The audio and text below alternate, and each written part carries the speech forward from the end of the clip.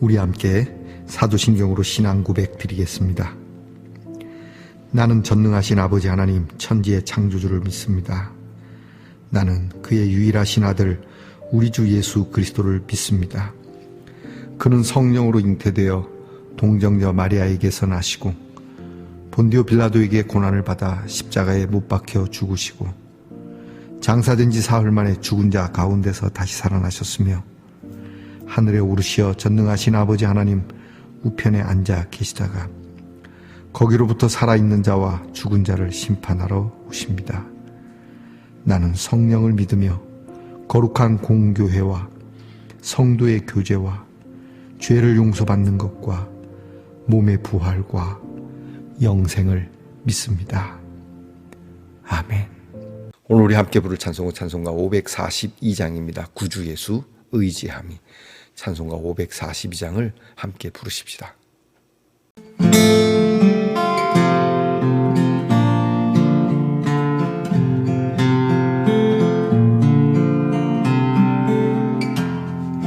구주 예수 의지함이 심히 기쁜 일일세 영생 허락받았으니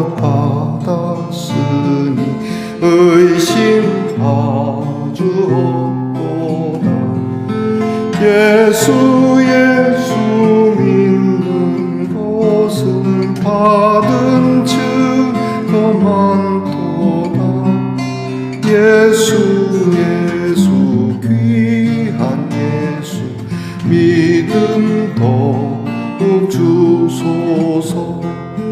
구주 예수 의지함이 심히 기쁜 일일세 주를 믿는 나의 마음 그의 피에 적시네.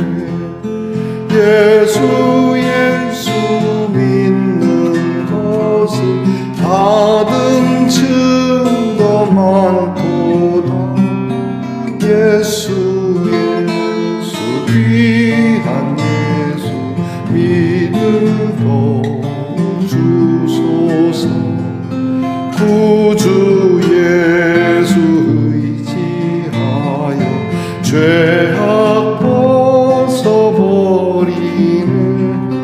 안위 받고 영생함을 주께 모두 얻었네. 예수 믿는 것은 받은 증거 많도다. 예수 귀한 예수 믿음 더욱 주소서. 구주 예수 의지하여 구원을 얻었네. 영원 무궁지나도 주여 함께 하소서. 예수 믿는 것은 받은 증거 많도다. 예수 귀한 예수 믿음 더욱 주소서.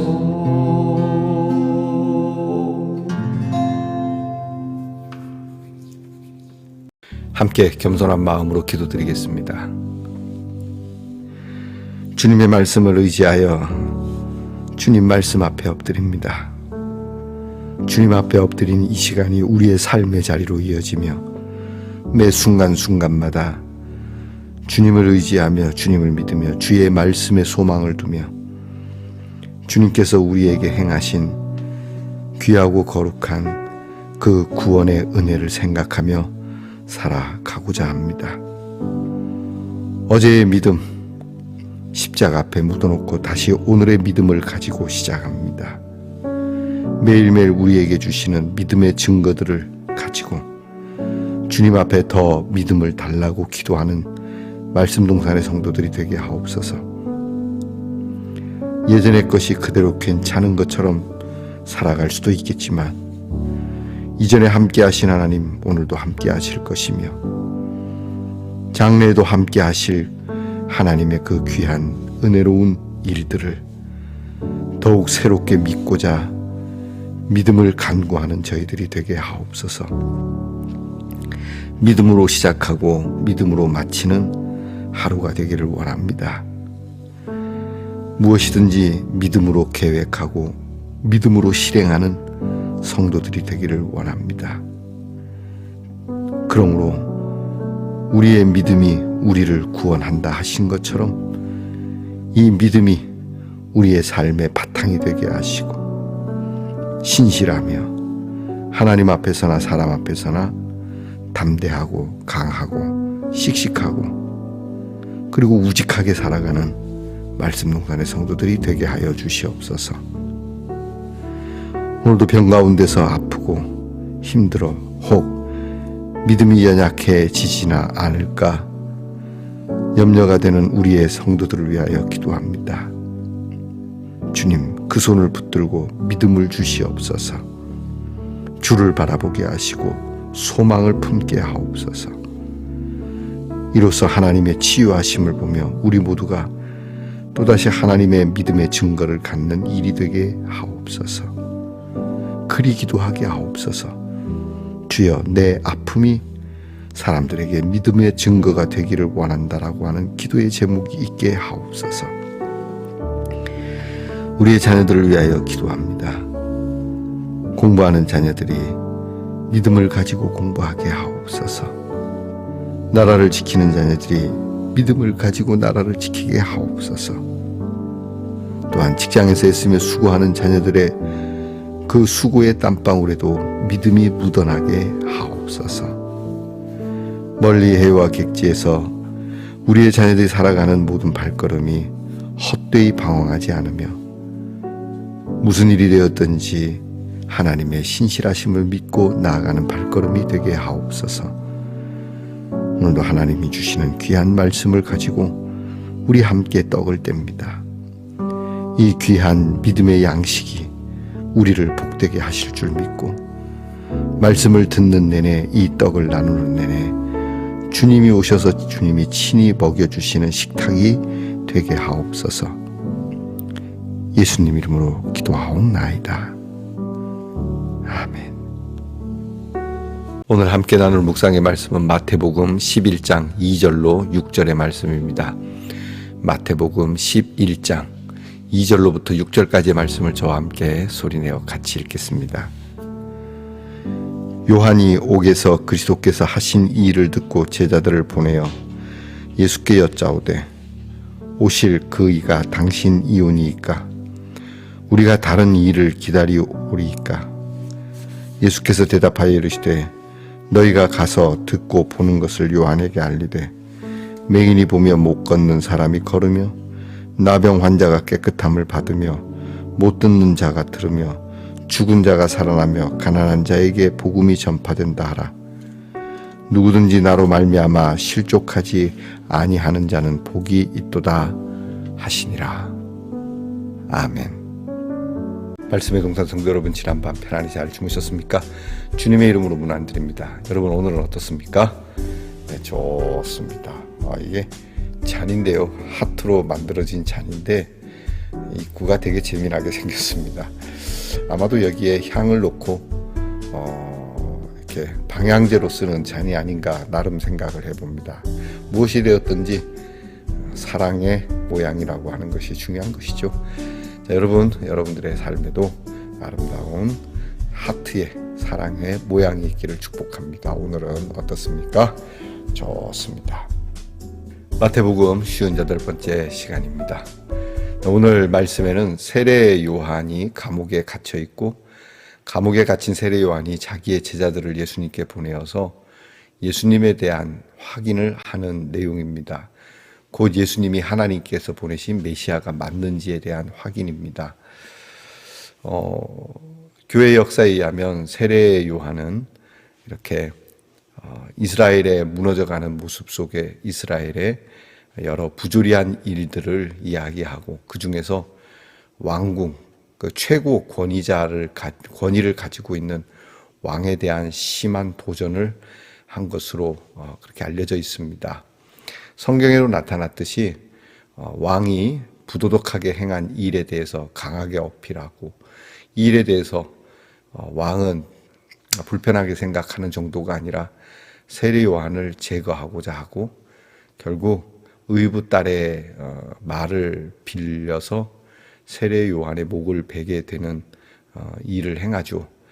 자, 세례 요한이 감옥에 갇히게 되고 감옥에 갇힌 세례 요한이 이제 자기가 죽을 것을 직감했는지 모르지만 예수님께서 우리에게 오시는 메시아인지 확인하는 오늘의 이 말씀, 의심이 생겼던 것일까요? 근데 오늘 예수님의 말씀을 보면은 나로 인하여 실족하지 않는 자가 복이 있다고 말씀하신 거 보니까 세례 요한은 이제 실족이 있었던 것 같습니다. 우리는 살다 보면은 세례 요한처럼 실족할 때가 있죠. 예수님을 친히 만났고 예수님을 친히 증거했음에도 불구하고 우리는 굳세게 믿고 힘있게 믿다가도 어려운 일을 당하고 내게 먹구름과 같은 일이 드리워지면 우리는 예수님에 대한, 하나님에 대한 신뢰가 흔들리게 되는 것이죠. 인간적인 부분이긴 합니다. 잘못된 것일까요? 그렇진 않습니다. 사람에게는 누구나 이런 실족하는 부분들이 없는 건 아니죠. 평신도에게만 있는 겁니까? 장로에게만 있는 겁니까? 아닙니다. 목사에게도 있을 수 있고 오랫동안 주의 말씀을 전하는 사람에게도 충분히 나타날 수 있다는 점에 대해서 우리는 깊이 이해를 해야 됩니다. 한결같으면 얼마나 좋겠습니까? 그런 분들도 있습니다. 한결같은 믿음으로 변함없이 살아가지만 누구에게나 말은 안 해도 그렇지 우리의 믿음이 상승세를 타기도 하고 하향의 곡선을 그리기도 하죠. 엘리야도 그러했고요. 다윗도 그러했던 것처럼 세례 요한도 마찬가지라고 하는 겁니다. 그러면 이 일이 인간으로서는 그럴 수 있지라고 하는 데서 머물 것이냐? 그건 아닙니다. 예수님 말씀하신 것처럼 실족하지 않도록 다시 세워야 한다는 겁니다. 세례 요한에게는 왜 이런 일이 있었을까? 누구보다도 성령을 힘입어서 예수 그리스도가 우리에게 오시는 하나님의 어린 양이라고까지 전한 세례 요한이 예수님을 친히 보고서 예수님에게 세례까지 준 이 사람이 왜 이렇게 실족하게 되었을까? 감옥에 갇혀 있기 때문일까? 아니면 그 죽음을 예감했기 때문일까? 성경에 나타나진 않지만요. 세례 요한은 어쨌든 굉장히 마음에 실족할 만한 상황을 만났다라고 한다는 점은 동일한 것 같습니다. 문제는 세례 요한이 왜 이렇게 되었을까? 똑같이 감옥에 갇혔는데 바울과 실라와 세례 요한은 차이가 있어 보입니다. 성경에는 나타나지 않아서 세례 요한도 그러했으리라 생각도 해보긴 하지만 그냥 기록된 대로 의하면 세례 요한은 감옥에 갇혀서 실족이 있다고 하는 말씀만 되어 있고 바울과 실라는 감옥에서도 찬송을 했고 기도를 했다는 내용이 실려 있습니다. 오히려 찬송을 부르려면 세례 요한이 더 시게 불러야 되는, 세게 불러야 되는, 힘있게 불러야 되는 그러한 사람 아닙니까? 그런데 누구는 찬송하고 누구는 실족했다. 여러분은 어느 쪽이십니까? 우리가 바울의 이야기만 똑 떼놓고 들을 때는 나도 찬송하는 사람이 돼야지 라고 했는데 세례 요한과 빗대어서 이 말씀을 보면 나는 과연 어느 쪽에 속하는 사람일지 좀 명확하게 드러나지는 않겠습니까? 이유는 간단하다고 생각합니다. 믿음이죠. 근데 그 믿음이 어떤 믿음이냐? 예수님을 만난 믿음입니다. 세례 요한도 예수님을 만났습니다. 그런데 믿음으로서 만난 것이 아니고 정보로서 만났다라고 저는 생각합니다. 세례 요한이 예수님의 제자가 되려 했다면은 문제는 달라졌을지도 모른다는 생각입니다. 그냥 이분은 하나님의 어린 양입니다 라는 정보만 제공했을 뿐 그 하나님의 어린 양 앞에 엎드려서 나도 당신의 제자가 되기를 원하고 가르침을 듣기 원하고 나도 예수님을 따라 예수님이 전하고자 하시는 일을 나도 하고 싶습니다 라는 대목은 없어 보입니다. 물론 예수님의 신들매를 풀기에도 감당할 수 없다는 그러한 고백을 하긴 하지만 이 예수님이 누구인지, 이 예수님은 나와 어떤 관계인지, 이 예수님이 나에게 어떤 증거를 주셨는지에 대한 체험이 없는 것이죠. 우리는 전인격적인 하나님의 은혜에 대한 체험이 있어야 합니다. 이것이 없으면 우리는 쉽게 실족하고 실족한 자리에서 헤어나오기가 쉽지 않습니다. 전도를 하다 보면 가끔 예전에 교회를 다녔습니다.